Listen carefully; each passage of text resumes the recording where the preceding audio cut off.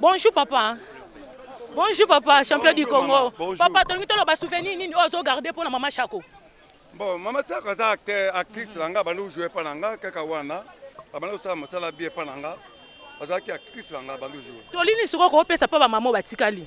Bon, ma maman batikali vraiment ceux qui balandika comportement oyo maman Chako azalaki lango. Wana tozana esengo makasi na ko compter ko sala misala to salaka.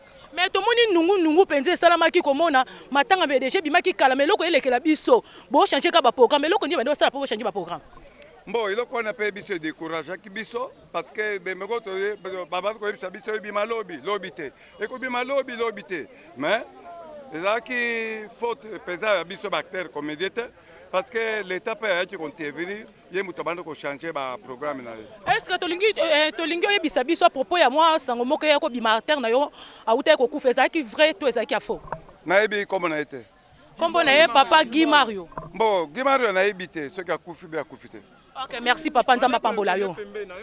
Abano voulait pembe na comme partout à groupe Guy Mario. Niko bana so balongo, il faut que kolanda ka fi ya mwana. Mais tant que papa malamu.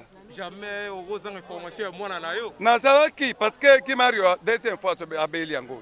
Première fois pe alinga kufa na kende kute na kinkol kuna na hôpital ya mama oli.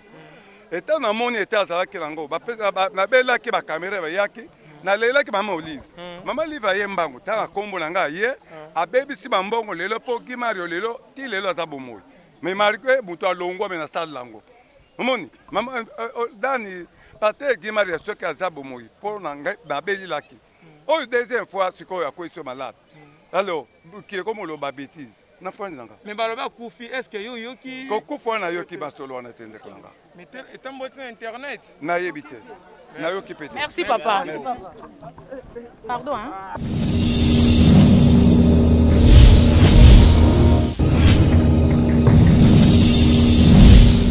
Merci notre sebino ya sigezo ya ezo ya segoya.